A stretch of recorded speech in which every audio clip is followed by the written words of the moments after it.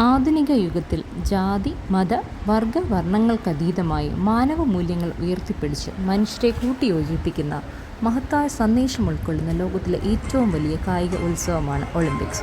33ാമത് Olympics പാരീസിൽ 2024 July 26 ആരംഭിക്കുകയാണ്.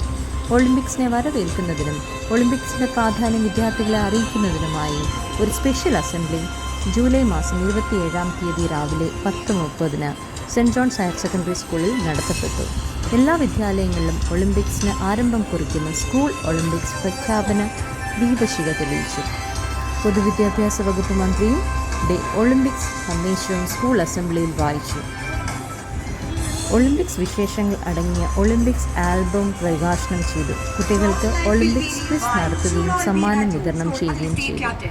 School principal Stephen George, school headmistress Shanti Samuel teacher, PTA president Shri Thomas Koshy, കായിക അധ്യാപകൻ അനീഷ് സർ, സ്കൂൾ അധ്യാപക അനധ്യാപക വിദ്യാർത്ഥികൾ എന്നിവർ സ്പെഷ്യൽ അസംബ്ലിയിൽ പങ്കെടുത്തു.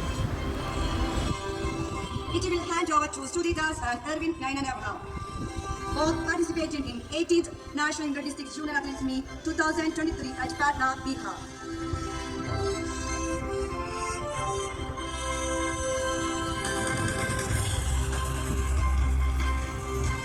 Then it will be handover to Aya PK, who got bronze medal in 36th Junior National Netball Championship 2023 at Madhya Pradesh, and with Stephen Titus, who participated in 19th National Inter-District Junior Athletics Meet 2024 at Ahmedabad, Gujarat.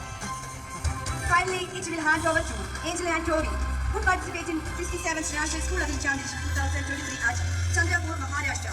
She has secured a gold medal in 2nd National Championship floating, Kerala State Athletics Championship, silver medal at 65th Kerala State Athletics Championship, and a silver medal for 12th Kerala State Youth Athletics Championship 2024.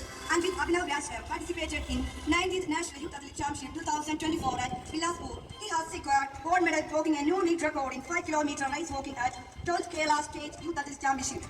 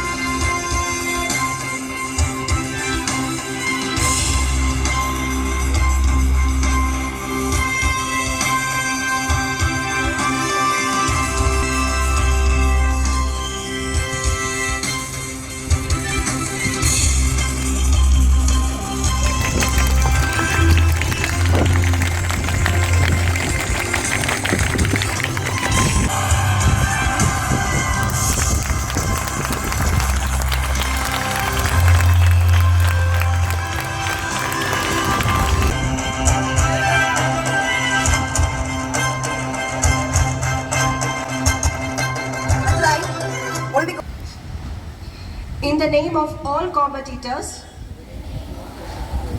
I promise that we shall take part in these Olympic Games